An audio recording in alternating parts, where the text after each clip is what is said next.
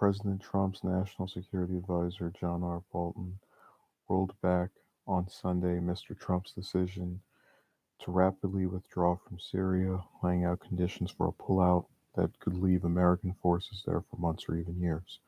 Mr. Bolton, making a visit to Israel, told reporters that American forces would remain in Syria until last remnants of the Islamic State were defeated, and Turkey provided guarantees that it would not strike Kurdish forces allied with the United States. He and other top White House advisors have led a behind-the-scenes effort to slow Mr. Trump's order and reassure allies, including Israel. We don't think the Turks ought to undertake military action that's not fully coordinated and agreed to by the United States at a minimum, so they don't endanger our troops.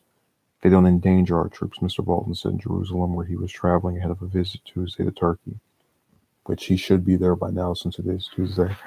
So there you have it, folks. But let's do a bit of a flashback. When the Syria pullout was announced, I said it was one of two things, along with meeting with Kim Jong-un, as opposed to an actual, war between the U.S. and North Korea, that I liked because they were in the pursuit of peace. But, I've tried to make this clear. A president is not, some kind of being that doesn't have anyone around them. Now, you hear in this article, they say, oh, the people that are in his own cabinet they were upset by this, and they didn't mention that Mattis had chosen to resign and basically hightailed out of there. But I gave Trump credit for the North Korea summit and also for pulling out of Syria, because those are two things I liked. And also because they seem to be decisions, and this is why I say we live in a twilight zone. It's harder to push for peace than it is for war, because the defense contractors, in the U.S. are interested in making a buck off of bloodbaths and human suffering. So to see him theoretically stand up against, what could be considered the true deep state, was a really good thing, because it would also benefit regular people who had nothing to do with these conflicts.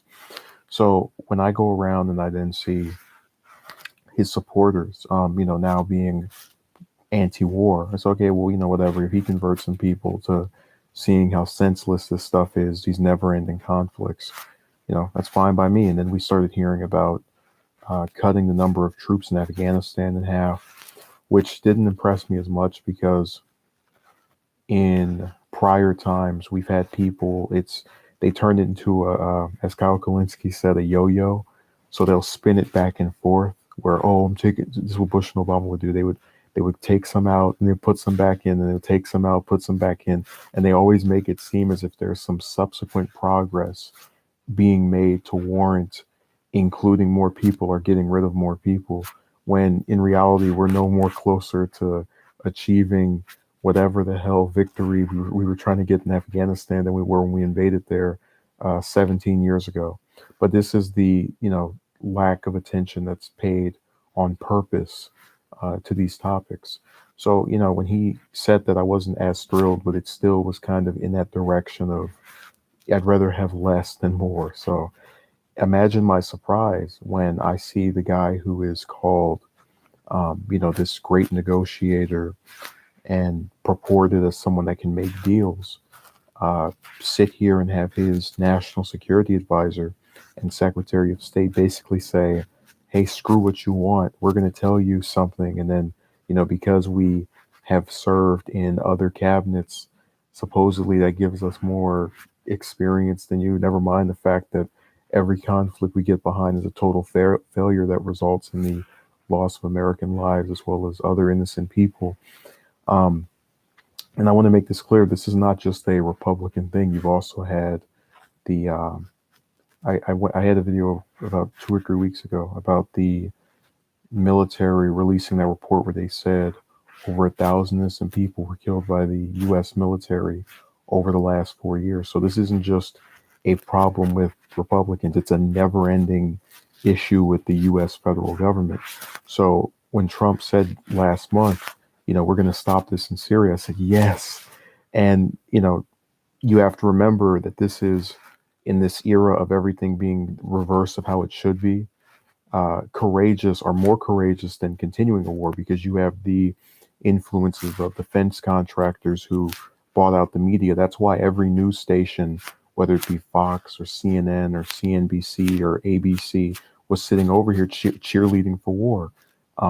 It was one of the few times Fox has ever had a majority of their commentators try to argue against him, as well as the Republican senators, the same ones that had basically gone along with him on everything up to that point. It all went along the way it was supposed to. These people are trying to make a buck, and when they see the head of state getting in the way of that, they're going to buckle down in their critiques and hope that the voters have short-term memory loss and don't remember that time they opposed the president for trying to make peace. But when I thought about this, and I'm gonna not speak for long, because there's this big speech coming up with this border wall thing that's taken everyone's mind off of what's actually everything else. I swear, it's like if I go on, I turn on the news, and all I hear about is immigration and the government shutdown, nothing else. You would think we weren't in 7 different countries bombing them, or in 7 wars rather. Let me say hello to O'Donoghue.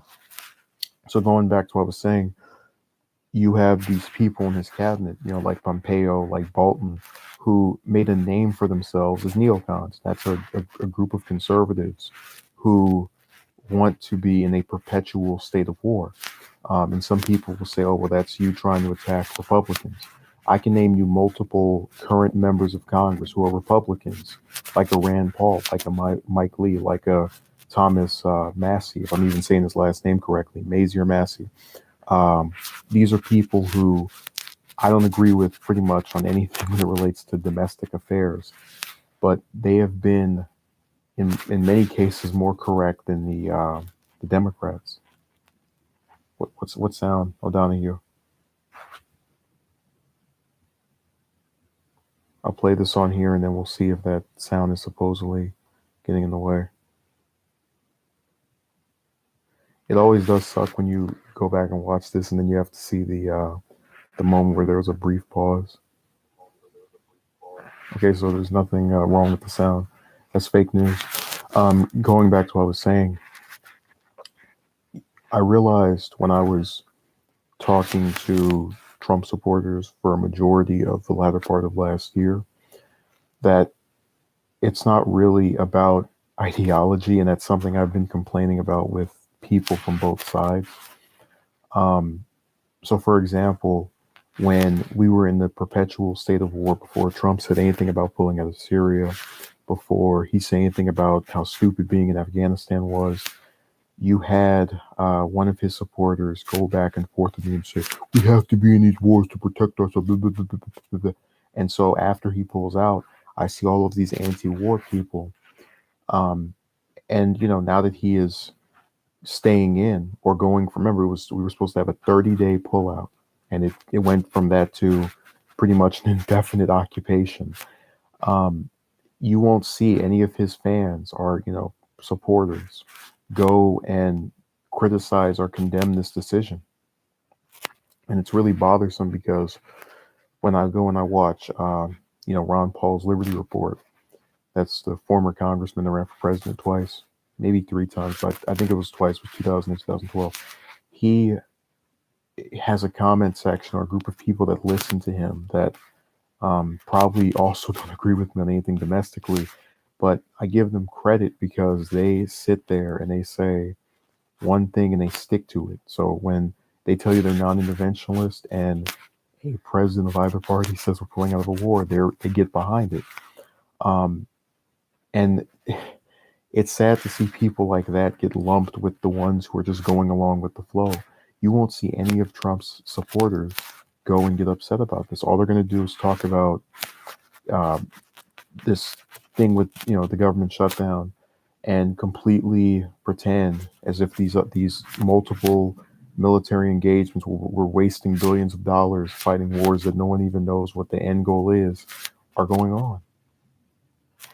And I guarantee that if he, since we want to make this immigration thing, the center point, I am about 99% sure he could come out tomorrow and say, you know what, we need to let all of the illegal immigrants in, and almost, I'm going to say 99% of his supporters would flip, would switch their position.